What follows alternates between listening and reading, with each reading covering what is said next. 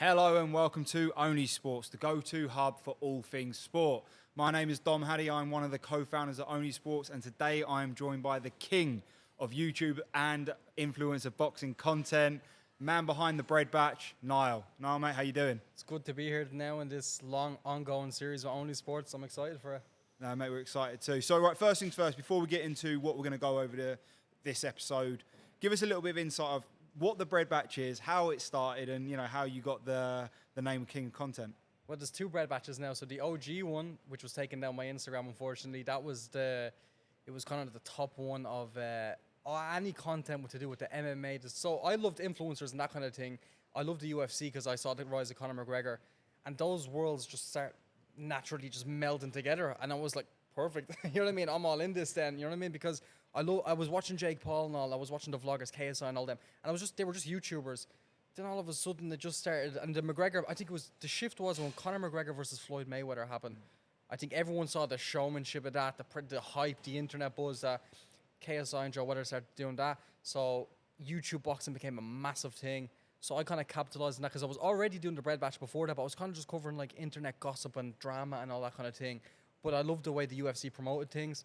So once I saw, obviously, Conor McGregor and all these other heads that clashing with each other, Jake Paul, I was all in. I went fully down that lane with it, and it just took off then. Like, I got KSI, Jake Paul, all the lads, like, interacting with it and following it within a couple of months. So it worked out well for me. But the goal of it was to network with all them influencers and get to know them, because I wanted to become a content creator first. So then I was like, how am I going to be a content creator in Ireland? There's nothing going on there, you know what I mean? I was in a boring small town. So what I did was I was like, let me network with them and try to like find a way there where I have them as connections to get myself to a point where I'll be able to create content. So made that media hubs that like it was in their best interest to interact with it. And then I started promote my personal brand and opportunities. And here I am doing a podcast in the middle of Dubai, you know what I mean? So it worked out the way it was supposed to work out, so. Exactly, mate. Well, what brought you to Dubai? Obviously, you're now living out here, you're working out here. What kind of brought you over to here from, like you say, a small town in Ireland? So at that specific time, there was an event called Social Gloves in America. It was a TikTokers versus YouTubers thing. And I promoted that heavy because I was working officially as a partner with them. That was when Austin McBroom fought Bryce Hall. And at that moment, that was when Bread Batch was like really starting to come up there, and it was taking over. Like, it was the polls. Like, I'd put in a story poll that like 50,000 votes for one guy, 80,000 votes for another guy. I was like, what are these? These numbers are crazy for an Instagram story, you know what I mean? And it was really, and Jake Paul was doing this thing in the Thriller events, and YouTube boxing was first starting to pick up big storm. It was the first big storm I had since the KSI Logan 2. It kind of died down since then, and then it started picking back up. Then Tam Khan was doing an event, Social Knockout, right after so I was promoting that TikTok versus YouTube event the whole time. And then that opportunity came up while that was happening. Another event, Social Knockout in Dubai. So I was flown over to Dubai by Tam Khan to promote that. And so I landed in Dubai the day the Social Gloves was happening. So I literally went from one to the other. Yeah. So it worked out brilliant for me because it was like a straight path. You just never left Dubai ever since you landed. Oh, yeah. When I was here and I was like, this is a different world. And Tam was such a nice guy. He was just kind of like, just stay in that hotel as long as you want. I'll cover it. Don't worry. I was like, he goes, we might do an event later in the year, so just stay. We did a Social Knockout too, and then he just put me up there for a while until I got my.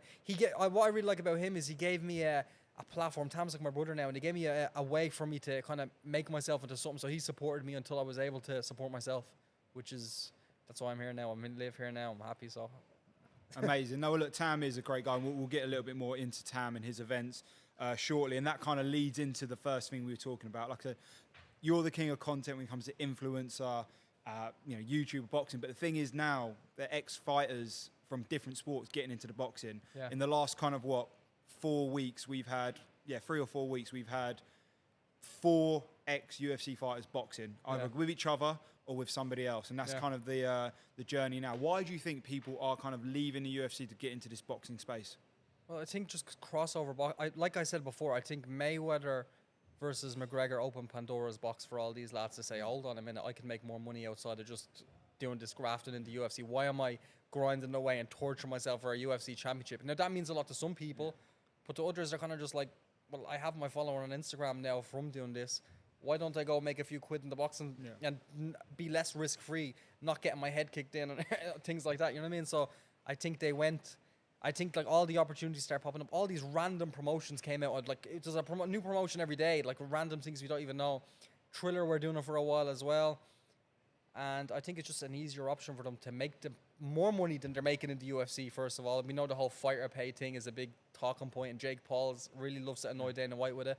But I think it's just easy for them to say, well, I can get paid way more money here. Why am I going to like graft away, maybe get embarrassed, maybe not win a belt, maybe just end up like, that's it. You know what I mean? A lot of fighters have sad endings. So they're just like, I'm going to do this, fight a TikToker or a YouTuber or another like whatever boxer and make double the money, risk-free, and boxing gloves. You're not wearing them small MMA gloves. There's a lot less risk, so I think that's why.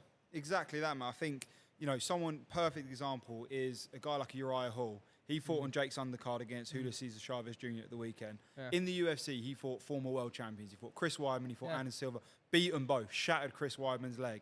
I think he was ranked number 12 when he left the UFC, right? Whereas now, fair enough, he wasn't on the biggest stage, but that was a very big stage for him, and he's only going to get bigger in the boxing space. Exactly. There's much more of an opportunity to make a personal brand from themselves than in the UFC, because in the UFC, it's like you're either beating the best or you're nothing. Whether here you can kind of do a bit more with the promotion aspect and that kind of thing. And I also think that with the boxing game, they're like...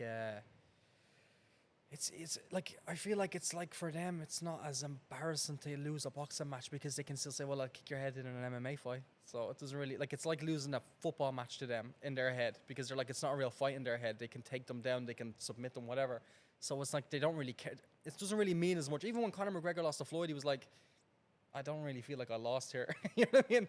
You just made a whole lot of money and he just went home and continued. And then he went on and did what he's massive now. He's bigger than he ever was even back then. So I don't think it means much to these UFC and MMA fighters to lose boxing matches. I don't think they care. Even Tyron Woodley got knocked out by Jake, and he's commentating for Jake now. So I just don't think they care. It's all gone full circle. And like you said there, Conor said in the press conference before he went, in a street fight, I could kill you. And it's true. He could do that. So I guess losing a boxing match isn't too bad. So right, we'll start at, like I said, we'll kind of start at the first chapter of the last few weeks.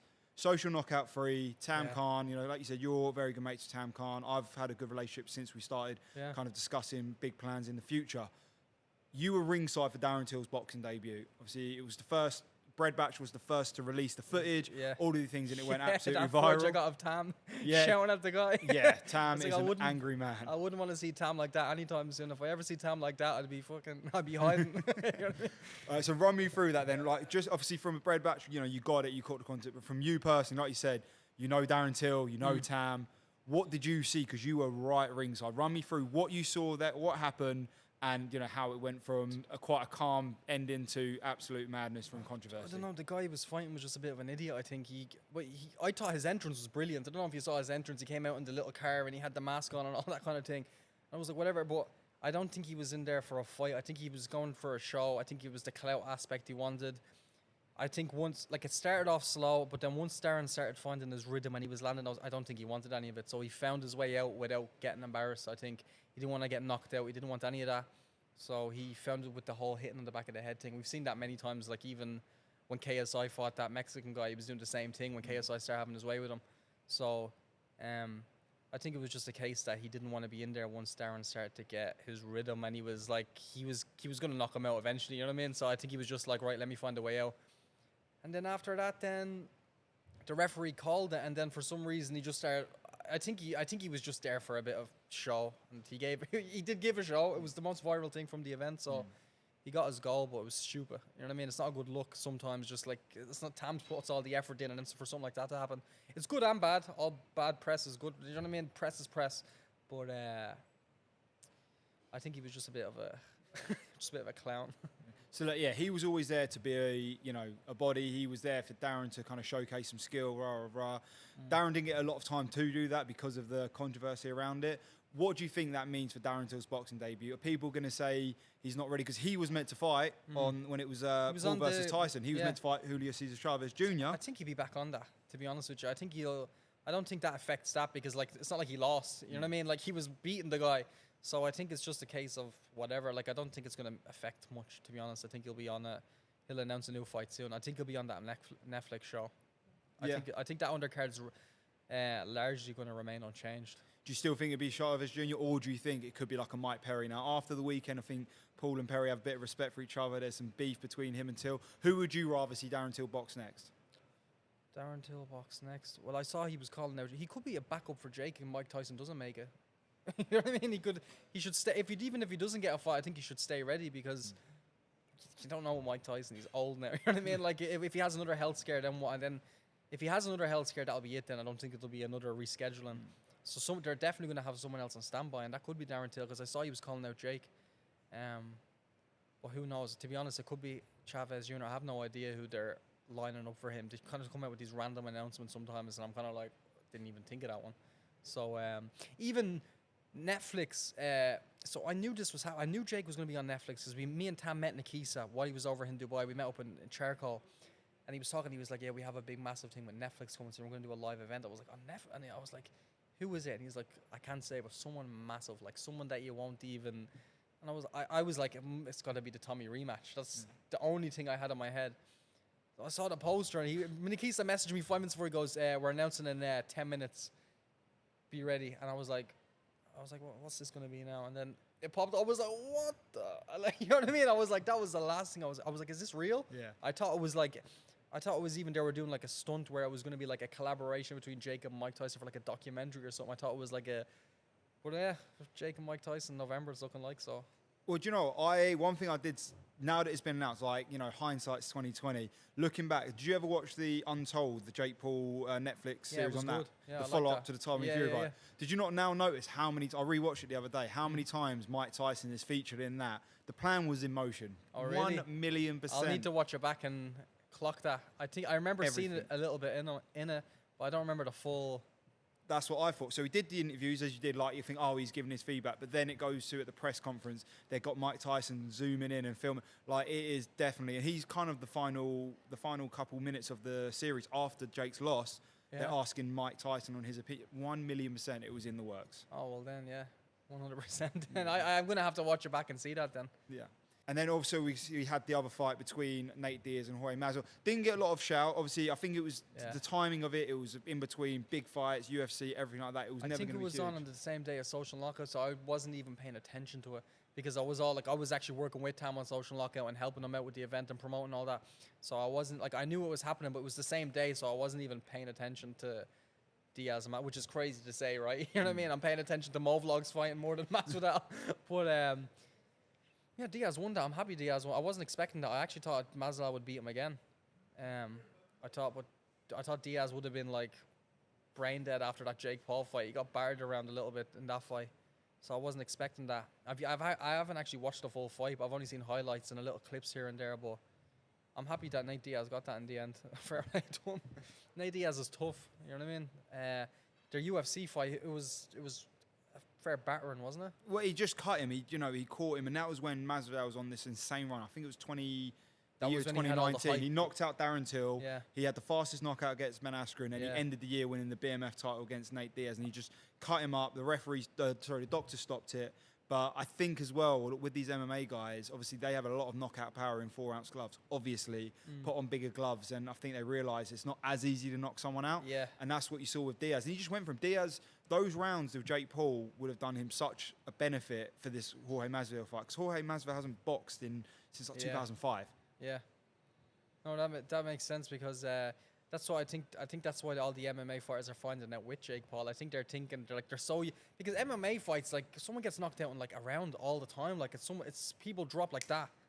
Then with the boxing, they're hitting them and they're like, why am I not? You know what I mean? And they're taking Jake Paul's thumps are coming through and they're just like, why is this lad hitting as hard as he? I think they're shocked every time, and I just think they can't comprehend that this Disney Channel kid from, you know what I mean? I remember I was watching them vlogs in 2017 of what he was to what he is now, and I think they're going to have like if Jake Paul wasn't a YouTuber and he wasn't whatever he was, and he was just a boxer that was in there, like no one would be saying what they're saying. You know what I mean? If he's beating all these guys, they'd be like, this guy's a monster. He's like a little Tommy Morrison kind of character. You know what I mean? That's what I see him as. But I knew it from even back then with Jake and Ben Askren. I remember there's a lot of these like there's this guy called Wade Plem. I don't know if you know who he is. No. And he commentates on all the events and all that. And he was predicting at the time Ben Askren to beat Jake Paul. I was like, are you Dana dreaming? White put $1 million. Well, he said he'd bet anyone $1 million that Ben Askren wins. But Yeah, I remember I was on Instagram Live. I was like, you dreaming Ben Askren to be, and that was early on when Jake was still like the YouTube boxer. Some people still see him as that, but that was when he was really vlogging and fighting. You know what I mean? And I hope, man, I knew what Ben Askren was like. I was like, there's no way his game is wrestling. You know what I mean? Wait, take that away, and what's he got? So he went down quick, and then Woodley. Then obviously he had a tough time, but I think Woodley was his first serious hard fight. But then the second fight, then that was it. yeah, I think he came on short notice, everything like that. But Willie's always got knockout power. Yeah. He knocked out Robbie Lawler to win the title, all of that stuff. Knocked out Josh Koscheck. Yeah. But again, 4-ounce gloves. When he probably hit Jake, he was like, "Why haven't I knocked this guy out yet?" People were underestimating him, which is one of his biggest assets, right? But he's using that to his advantage. And Woodley actually said that in the build-up. Woodley said he was like, everyone's calling this guy the Disney Channel guy and blah, blah, blah. He goes, no, this lad's beating people. And he goes, and I'm taking. Woodley took it serious. But I don't know. I don't know what's up for Jake now. Then he just fought Mike Perry now. And I only saw on the way here that Mike Perry beat. I didn't know he beat Michael Venom Page in the bare knuckle. Yeah, it was when he was at Bellator still, and they gave him a one-off fight to fight Michael Venom Page. Yeah. Mate, Mike Perry in the last few, he beat Michael Venom Page. He beat Luke Rockhold. Yeah. He beat Eddie Alvarez. Yeah. I think he beat Thiago Alves recently as well. Like, he is just... He has a good he's been the king of bare knuckle at the moment. I think he's the face of the company at the moment. Well, you say he's face of company. Would you see it when Conor fired him from bare knuckle? Yeah, that the reactions to that were funny. Mike Perry's response was all right as well. He was like, well, he can't fire me. I'm a part owner as well. So this kind of ends it there. But I think Conor just he knows what to tweet to get the most attention in specific moments. And that's why he does what he does. He's smart with it. He's like, I think he knows exactly, because everything's about Conor then. Again, he knows how to market everything to come back to himself, which is why he stays on top without even fighting for so long. But that one, I said it yesterday on Bread Batch. I made a post. I was like, if that Conor McGregor Jake Paul happens someday, that's going to be I think that's the max point that all this crossover thing can go. Whoever, I think Jake Paul versus McGregor is the one. He could fight KSI. It would be whatever. But Jake Paul, Conor McGregor, that's going to be the one that do that on Netflix after Mike Tyson, and that's going to even do higher. You know what I mean? Than that one. So. Yeah, I was impressed with Jake's performance. I thought he done well. What did you think? Have you got to watch the full fight? Yeah, no, I watched it. He went for him a few times. I think it's all different, right? With bare knuckle, with MMA, it's less padding around your gloves when you're covering your chin, everything like that. Look, there were times when Jake was going a little bit wild and he was, hitting him. Like the first time he dropped him, I think people were saying it was a bit iffy. But look, he caught him and he went down. This next time he dropped him, he made a statement. He said, I put him on his ass. And Mike, as soon as he got up, you saw his eyes were gone. He was kind of waddling around, and then he kind of lost his foot. But yeah, there were times when he was swarming him, he was on the ropes and he was throwing some wild shots and that. But I think he was getting a bit excited. But I agree he when just wanted to get him out of there quick. Well, he wanted to set the statement that Mike Perry was on a 5-fight bare knuckle winning streak. He'd beaten ex-UFC middleweight. He'd beaten, one of the biggest showboaters in Michael Venom Page. Two former world champions, a former world title contender, and Michael Venom Page. Like, he's basically saying, I'm going to finish this guy because I'm better than all of them. Yeah, that's what the crazy thing is. And that's what, but bare knuckle's so specific as well, because people get caught up in that so much. It's like you're getting knifed to the face the whole bleeding fight. You know what I mean? You're just getting knuckle. That makes a big difference. So when it comes to just gloves and you're just you're taking weapons away from Mike Perry almost. You know what I mean? His main weapon. So he's just like, oh, what the hell do I need? And Jake's just, all he does is he lives that now. He's just sparring every single day. He's gone from camp now. He's going to go right back into camp again for Mike Tyson. So I don't know. I think Mike Perry was in over his head thinking he'd win that. I don't know if he thought he could win it, to be honest. I thought he'd just get by with it. But you asked me then a couple of days before the fight, he's like, what was your prediction? I went 4 or 5. And then one of my mates messaged me and they asked me, and I think it was the next day after, and that was 6. I had in my head 6 to 8, but I was like, I don't know if it's going to go on that long. So I was like, I think he might finish from earlier. So that's why I said 4 or 5. But I got 6 in the end. When I woke up, I saw around 6. I was like, nailed it again. So... and I messaged Jake. I said if I was a betting man, I'd make a lot of money here because I've got a lot of his fights correct. I was saying to you, I was like, the only one I got wrong was the Tommy Fury one, which is why I want to see that rematch now. Because I tweeted that with confidence. The Tommy Fury rematch, I tweeted that confidence. I said it on the Bread Batch Twitter at the time. I was like, Jake Paul will knock out blah, blah, blah, and everyone's going to be pissed off, wait and see. And then he lost the bleed. It's like the only prediction I've actually put out publicly, and like I was like, right, I'm keeping it to myself from now on. And then that was funny because I think I saw KSI quote tweeted and he put a little LOL on it and all. And then a few people had something to say. I was like, fair enough. Yeah. Well, we'll get into KSI in a second at his fight, but so obviously you said you first of all you predicted the 5th round. Then you predicted the 6th round, Jake would get the win. Obviously, you sent it over to Jake. What was Jake's reply when you said to him, are you going to get the 6th round finish? He said, you can see the future, bro. He messaged me this morning. He said, you can see the future, bro. But yeah, because Jake knows, man, even early on, I was predicting like opponents for him. Even Gib early on, when Gib was calling him out majorly, I was like, I think you'd beat him. This was when he was sparring the Joe Weller backstage, because Gib was the big hype at the time of the YouTube boxing. He was seen as like the boogeyman of you, and no one wanted to go against him. And I was saying to him even back then, this is what, 29, I think early 2019. Yeah, they beat him in Miami in like Jan 2019 or something, right? That was 2020, but the spar against Joe Weller in his backyard, and that's when I was talking to Jake about doing it. I was like, I think you'd beat him, man. I think you should just do that and get it out of the way, because people are not going to stop harassing you about it. And then he ended up doing it, and then he did. So a lot of Jake's, I remember early on, I called a lot of the routes Jake would go. I knew Ariel Helwani will get involved eventually, all that kind of thing. I was calling all these things because I just saw the vision with it. I knew Jake didn't say it publicly back then, but I could see how he was taking little things from Conor McGregor and stuff like that. And I was like, right, I know what route this guy's trying to go. And that's why I went with it. And that's why the Bread Batch went the way it went, because I was able to kind of almost orchestrate things to kind of the vision I had. The Tommy Fury fight, a lot of people don't know, was I planted the seed for that very, very, very early on. This is when he fought Ben Askren. I was just like, Tommy Fury hasn't fought anyone amazing. And I remember he called out KSI after the Logan Paul fight. So I just put up a post on Bread Batch. I was like, who would win, Jake Paul or Tommy Fury? And I put the stats underneath showing that they were similar height, similar weight, blah, blah, blah. The comments rinsed me. It's like, oh, what are you talking about? What, like, how would that would never, like, are you stupid matching them two? What are you, like, people think I'm an idiot, you know what I mean? And I was like, I think it'll happen someday, so we'll see, you know what I mean? Just leave it there. And then, obviously, Jake sees on my post, so I must have planted the seed in his head to someday, okay, I want to do that. And then I posted that at a time as well where I saw Tommy Fury wasn't doing anything, so he put on a story, weigh-in board. Someone, I think he said weigh-in board, someone recommended me things to do in the city he was in. And then I was like, right, this lad's not doing anything. There's a higher chance he's going to see this post. Then all of a sudden, after Jake won that next fight, Tyson Fury was calling out Jake Paul I was like, that. A lot of the Bread Batch fans know that. So there was a lot of things where I was like instrumental in kind of creating the narrative. You know what I mean? It was like I was writing a storyline and the lads were just following. It was like the WWE. Like I was Vince McMahon directing certain opponents, and even I nearly had KSI Austin McBroom fighting each other. If Austin McBroom didn't get lose to Gib that time, it would have been him and KSI. So there was loads of things I was kind of like planting seeds in at the time, and I still do it to this day. But that's the power of social media, right? You've got a big following. You put these wild ideas out there, like, you know, years ago, Tommy Fury will fight Jake Paul. Some people call you an idiot, but the people that matter, the Jake Pauls and the Keeses, the Tommy Furies will see it and go, that kind of makes a bit of sense. And if it's getting talked about, then maybe it can be spoken into, you know, reality, right? Yeah, of course. And that's what it is. And a lot of the time, you know what I mean? It's that's why those people are not doing that, because they can't see the vision and how it can go. And then I still, to this day, I think it's mad that KSI did fight Tommy Fury. I was surprised by that. I didn't think he'd actually do it. So fair play to him for that one.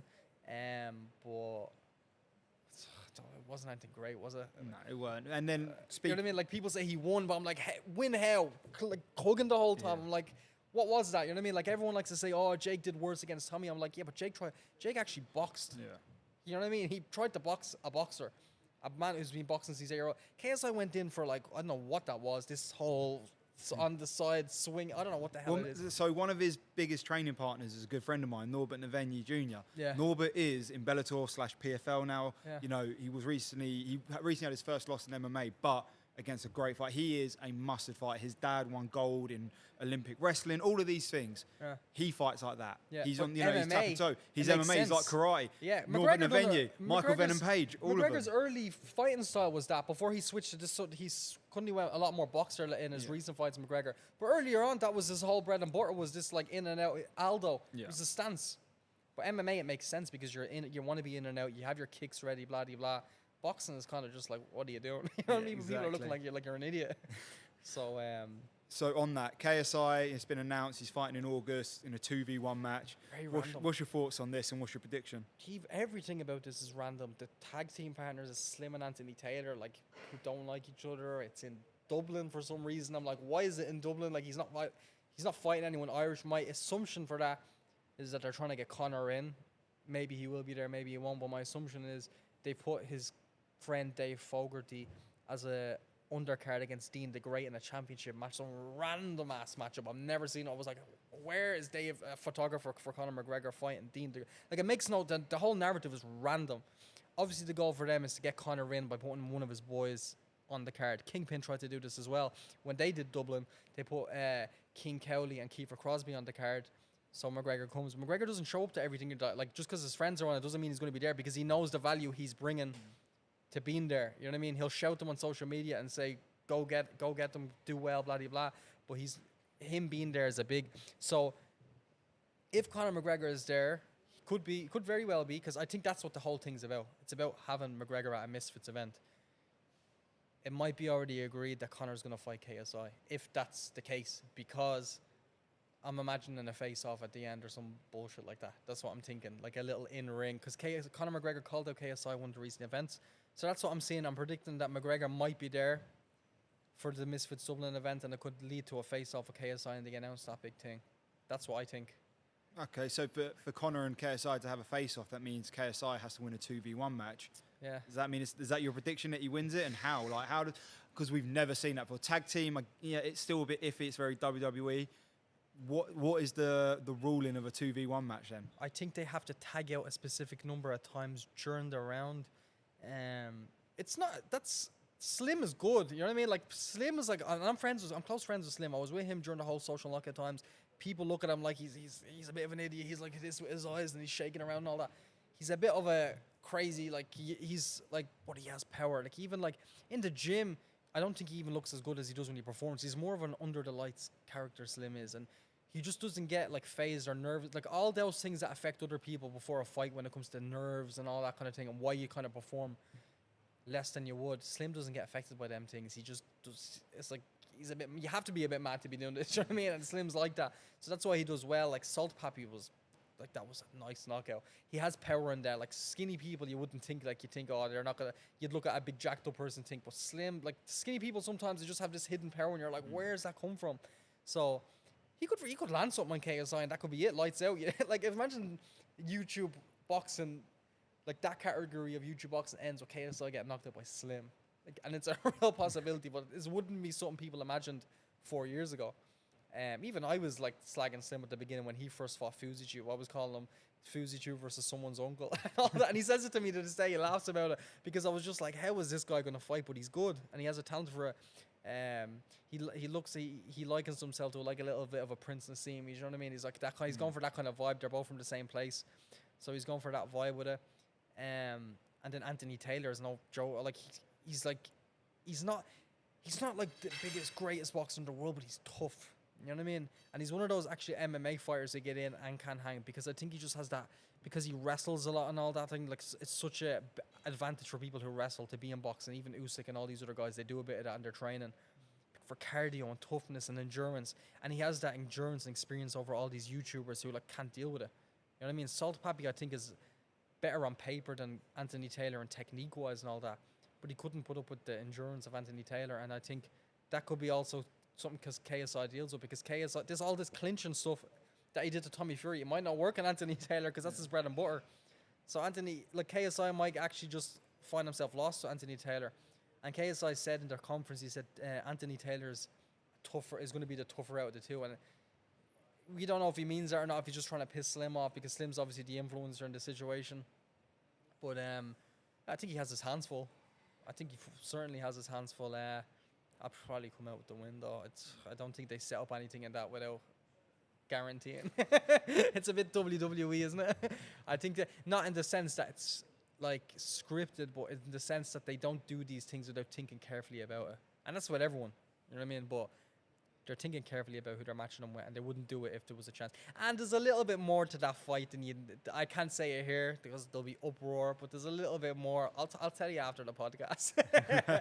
There's a little bit more to that than meets the eye, and you will see it. We'll learn about that at some stage soon, I imagine. Fair enough. And then look, both of them though, KSI and Jake Paul, they both know how to market a show. They both know how to build a card, build the show all around it, right? But obviously, like you've just said there's two other people involved in that. That's Mams for KSI, and that's Nikisa for Jake Paul. Your personal opinion then on on these two guys, and I guess as an entity, who do you think's a stronger entity out of KSI and Mams and Jake Paul and Nikisa? Because fair enough, Nikisa and Jake Paul getting these big Netflix deals, but essentially, MVP is very much Jake Paul coupled with Amanda Serrano. You got a couple of up and comers, but Misfits has grown into this massive, organization now. So who do you think's the stronger in the boxing realm? I think it's hard to compare them just because they're both doing completely different things. I think MVP's goal is to start this like new era of professional boxing. They're not trying to do this gimmicky YouTube boxing thing. They're trying to no, we're professional boxing. We do real fights. We do real shows. We do everything proper, like what you'd expect from a professional event. I think they're trying to be like the new era of what Showtime and HBO. That's their goal, is to get to that level of we're that, but in this new era of fighters. We're bringing up the best talent you can find. Whether Misfits is we're doing what YouTube boxing originally was, evolving that. So Misfits are kind of going for the original KSI Joe Weller, blah, blah, blah, the whole KSI Logan one Manchester card, the undercard was all YouTubers. They're doing that, but I think they're finding that KSI, Logan, and Jake, specifically those three, are unicorns in the space. They're here, and the rest of them are here. Yeah.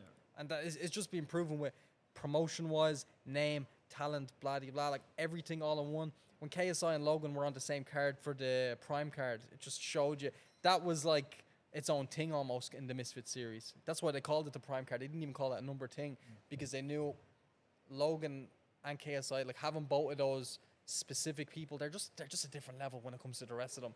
And I think they're finding it hard.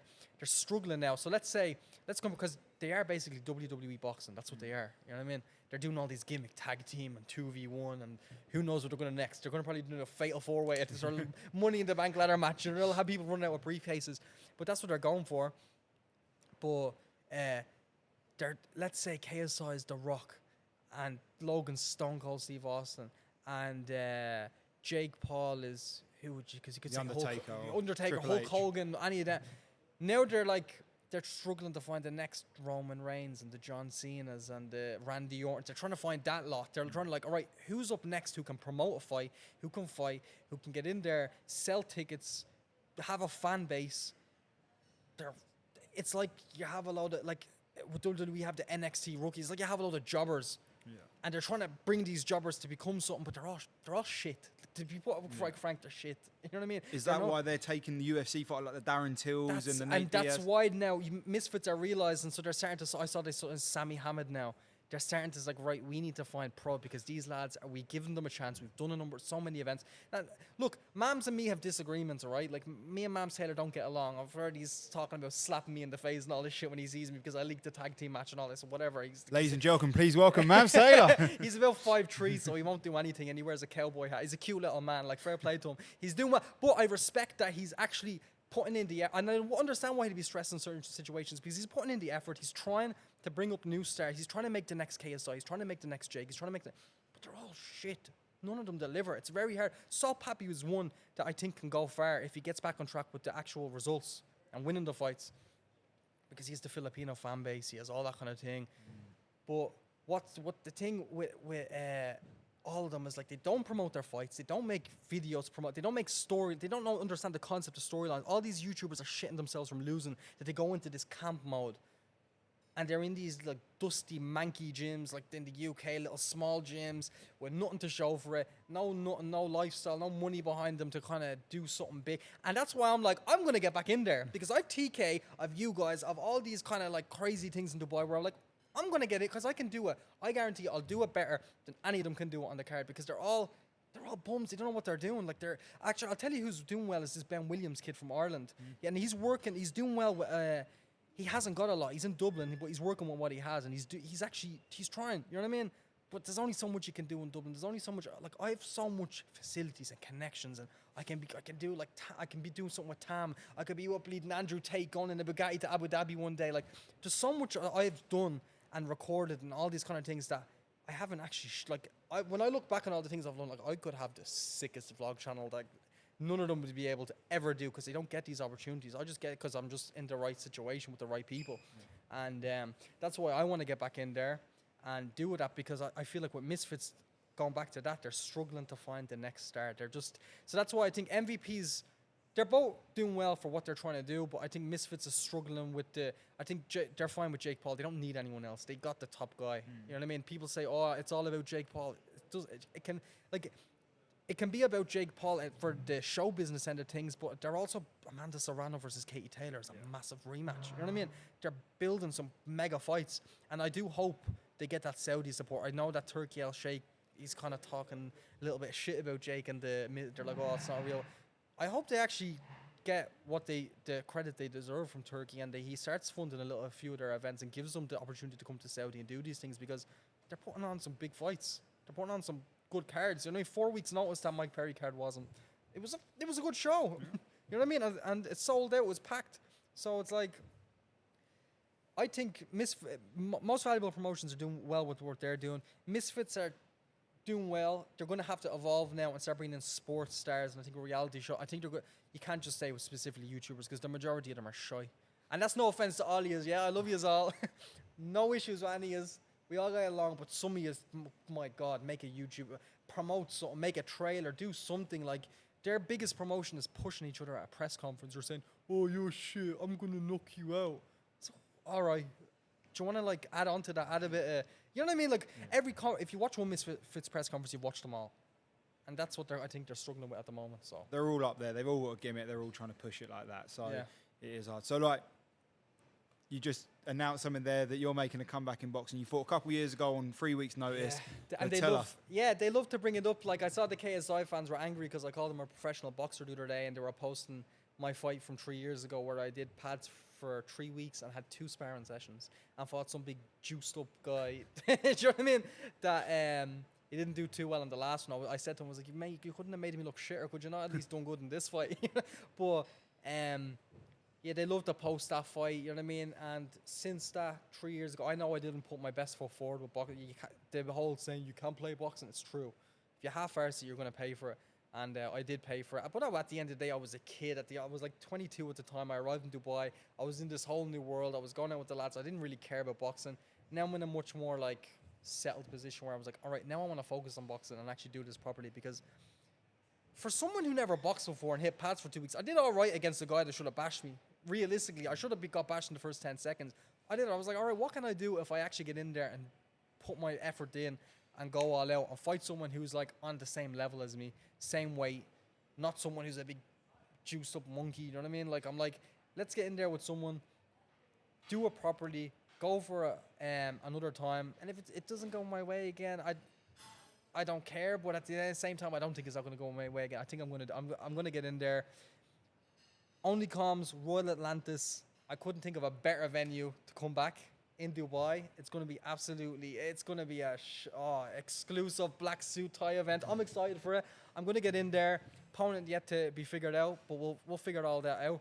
Training hard. I'm cutting weight already, and I like the sound of Onlycomms September, and then Social Knockout for October, November. Yeah, no. So we've got a conversation with Tam as well. We want to help out anywhere we can. Yeah. I think all together, I think TK and Onlysports together and the Bread Batch will go massive. And like you said, Huge. You're the common denominator here. Essentially, through your connections, potentially front row could be Jake Paul and Conor McGregor and Andrew Tate. You never know. So who would you want in your corner if you could have your pick of them three? I think it'd have to be Jake, for the simple fact that he's the reason I got into all of this. So Conor McGregor was the reason I got into looking at fighting in the first place, but Jake was Conor McGregor's born and bred fighter. I mean, Jake Paul was someone where it was like, he was just like me. Like, he was just a kid that was doing YouTube, just a bit athletic, did a bit of like sport here and there, but then just showed what dedication can do.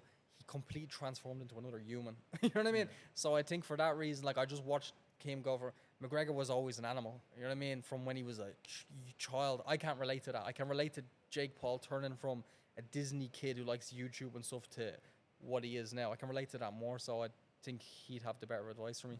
Yeah. So You're gonna get him on FaceTime in the locker room beforehand. we'll see. We'll see. Who knows? He could be there. He might not be there. We'll figure it out We'll figure it out over the next few weeks. But I'm excited. I'm excited to get back in there. Mate, I think it's going to be an opportunity for you to right some wrongs there. Like I say, you don't play boxing. You need to give it that time of really training for it. Look, there is still 8 weeks to go, and I think that's more than enough time. I think you've already got the foundations and the work ethic to put it in. I know, and I've been training like on and off non-stop since that time. Like people think I've just like, it's not like I'm going to be starting all over again. I've actually like, I'm much better now. Even now, like I'd get up off this couch and beat the meat I've lost in 2021. You know what I mean? So like I didn't know how to throw a punch back then. Like I was learning how to throw a jab back then. You know what I mean? I sparred twice. That's no exaggeration. I sparred this amateurish boxer guy. I even have a video. It's on my profile, that spar. And I sparred some random MMA Indian fighter that was no good. And I did all right in those 2 spars. So I got this false sense of confidence. And I was like, right, I'm going to fight that big juice head over there. Because the payoff of I'm kind of glad I'd lost at the same time, because imagine I knocked him out. You would have just gone to the next you know person. What I mean? My head would have been in a different universe. So I'm actually, I'm glad I learned that earlier on, because now I have no fear going into this. Everyone's worst nightmare is getting slumped on the floor. You know what I mean? Everyone's like, oh no, I'd be like. Now I'm like, wow, I have nothing to lose now. I'm going in for a fight now. You know what I mean? So, I think I go in with confidence, and I don't see myself losing if I put in the effort. To be honest, against someone like that's a YouTuber and influencer, no way. No way. I've watched Social Knockout 3 and I was like, some of them, man. Good Lord. I was like, put me in now without even training. You know what I mean? So, yeah, I'm excited for it. No, mate, so are we. I think it's going to be a huge one. September 13th, Atlantis the Royal, Onlycomms Fight Night 5, and then TK Social Knockout 4 some point later on in the year. For you then, tell me, what's next for the Bread Batch? Where do you see it going? Because obviously, like you said, you got to huge heights, you got pulled down, you don't know what caused it, but then you brought it back up again. Where do you see the Bread Batch going over the next sort of 12 months? This kind of stuff. You know what I mean? Doing this kind of stuff, getting involved with other people, collaborations, that kind of thing, to help evolve Bread Batch into a media company kind of thing is where I want to go with it. In Dubai, the content we can get. I also want to elevate my personal brand, so I want to combine that with this, go onto YouTube. There's lots of different avenues it can go, because it's just, even like I haven't changed the recipe at all since the beginning. So Bread's still the same, yeah. Exactly. And if I just add in a little bit, make it a sandwich, you know what I mean? Make it the sandwich batch. You know what I mean? And it could be, I think it'd become massive, because like the community's still there to this day. Instagram can shadow ban me, delete my page, whatever the hell they're doing next. But the community's still there. I don't think like there's anyone, like there's bigger pages, there's bigger ones that have come up, there's bigger that do bigger, but they don't have the community like the Bread Batch has. The community is very unique. Jake Paul, even when he met me in Dubai, he called the Bread Batch the culture. And that's what it is. It has that history deep in this influence that it can't leave all their brains. KSI can ignore all he wants now, unfollow, be annoyed, all that bullshit, but at the end of the day, he knows who was the original person promoting his fights like the Misfits are doing these days. I was the first person. I did Joe Weller and KSI better than the official promotion did back then. That was 2018, because that was just seen as a dorky YouTube fight with headgear and in like a little copper box arena. I was treating it like it was like McGregor versus Mayweather. And I set a standard even back then early on to how to do this. And then they done KSI Logan 1. And that's why I was at KSI Logan 1 ringside. Like, and KSI, I respected him. I respect KSI. I have a good, I had a good relationship. He got pissed off over something stupid. At the same time, I feel like he was waiting for something as an excuse to start hating, because he was feeling some type of way because I promote Jake a little bit more than him. I'm like, because Jake, what people don't know, helped me rebuild the second page from scratch. He was shared every single day. I'm like, of course I'm going to post him. Yeah. I'm going to go hard. If he's going to keep reposting everything I do, I'm going to build the followers back up. You know what I mean? KSI, I'd be lucky to get out a like out of him sometimes. So I'm like, well, what do you think this is? I'm like, and then he's like, he's acting like I owe him almost because he helped me in the beginning. I'm like, well, mate, I've been promoting you for years. Help me out here. My page has gone down, and you're just like, you're not giving me a hand. Do you know what I mean? So I'm like scratch your back, scratch mine. If you don't want it, well, I'll see you later. You know what I mean? Like, it's gone beyond the point where I need these guys. You know what I mean? Like, we work together. And even me and Jake Paul had a problem. And when he was in Dubai, we had a little bit of an issue, not major. He rings me up on the phone and we sort it out. That's like normal. We know each other years. You know what I mean? KSI was just quick unfollow, bang, done. I was like, all right, see you later, mate. Good luck to you. Have fun with your fucking 2v1 handicap match in Dublin. You know what I mean? Have fun, whatever. Nah, fair enough, mate. So then you kind of just mentioned you and Jake had a little bit of a problem there. But what's Jake like behind closed doors? 'Cause everyone sees these caricatures. Yeah. What are these guys like behind He's closed doors? like me or you. You know what I mean? Sound laid back. Bit of a weirdo. He's just a top guy, man. He just sound like proper, no ego. All this, it's show. Like, man, they have to be elevated personality. Like Hulk Hogan, I'm sure, is not walking around like, oh brother, like ripping his shirt, where he's sitting in here eating food. You know what I mean? Like, it's all like, but the kids are young. They fall for all this social media stuff, which they're supposed to. That's his goal. He wants people to think he's a prick because people want to see him lose, sell tickets. He makes more money. So, but no, he's a top guy. He's supported me since the start. Early on, 2018, he's ringing me on the phone. I think you have potential. Keep doing what you're doing. He doesn't have to do that. Even at that time, he was on top of the world. Yeah. So, Logan as well. KSI as well. But don't get me wrong. KSI from the beginning, very, very nice, humble guy. I think he's just lost his marbles a little bit as time's gone on. I think he's lost in the sauce a little bit. So, I think he has the wrong people in his ear at the moment as well. Because I know a few people who have never had issues with him that suddenly have issues with him. I'm like, what's going on with him? I mean, I think he's let it get to him a little bit. But what can you do? Some people are like that, some people aren't. But Jake's a top guy, yeah. No, quality, mate. Well, look, final question, when does the marketing begin for your comeback? I'm going to get in the gym first tomorrow, get back in shape, and then we'll get straight into the market, and I'm ready to go. Yeah. Like, we're starting now. From today, Onlycomms September. Can't wait for it. Right, it is July 21st, so you've got around 7.5 weeks. Feeling ready? Sounds like a full camp to me. There we go. Let's go. Right, well, first of all, thank you very much, Niall, for your time. Thank you to the Bread Batch. Make sure to follow it. Huge thank you to Coterie for hosting us today. This has been Onlysports, and we will catch you very soon.